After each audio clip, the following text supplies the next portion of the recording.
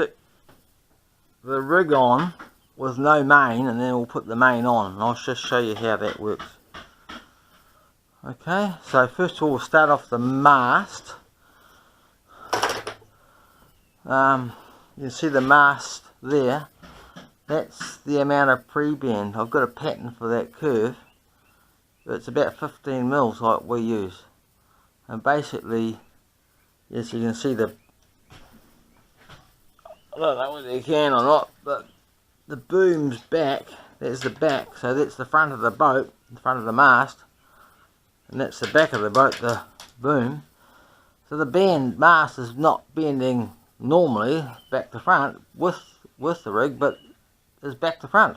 So it's pre-bend back to front. So when you hear people talk about pre-bend, doesn't mean to say it's bending backwards, it's actually bending forwards. It tripped me up first, I didn't quite understand that.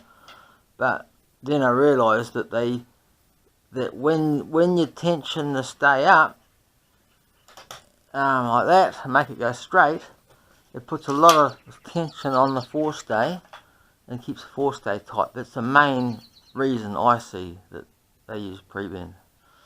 One other reason too is that when your mast bends more, it actually starts interfering with the jib, so it sort of helps keep clear of the jib as well. Our rigs are a little bit different from the norm. The booms are the same, I guess.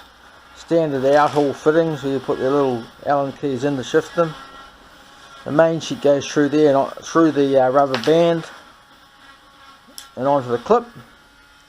And this one here is for the main luff, which I'll show you how it goes later. The gooseneck is one of these geometry gooseneck, and what actually happens, it's got a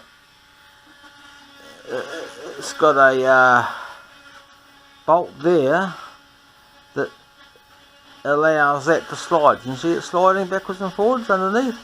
Okay, so if you drive it in, it's a different angle. What actually it does, it creates a different angle to the mast, and when you let it ride out, can you see it's actually pointing forward, and when it's that way it's tight.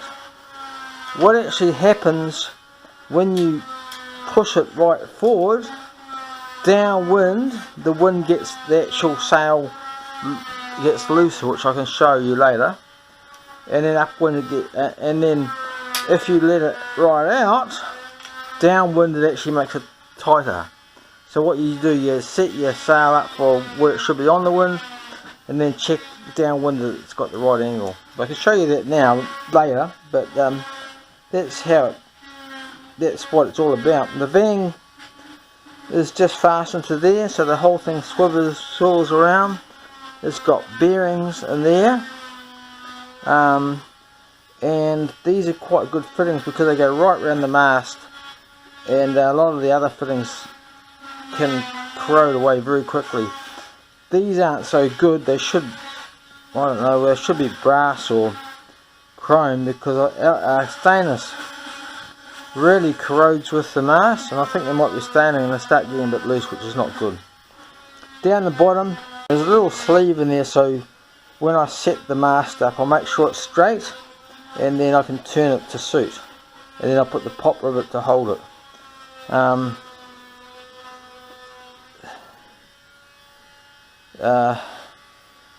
Yeah, so that's a slot that goes into the mast well, it lines the mast up. Okay.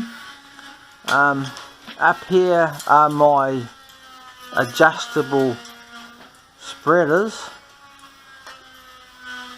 It's actually, they look pretty solid, but boy, they take a lot of load, because I use very tight side stays, and I actually control the mast bending forward and aft. So what I have, I've got a bolt right through, and they're just the normal rigging screw fittings, and they go right round the bolt, and there's a sleeve there to actually stop them being forced back when you wind them on. It's just a little sleeve that just holds it out. So just put a little sleeve over the wire, just a spacing, and then it works very easily. And I've used these for a long time and have had no problems with it. And I've went back to the old system, I didn't like it, and went back to this one. Everybody complains they're heavy. They are not that heavy, and every time I use them my boat goes better. So the theory is the weight's not really a problem, and they're strong.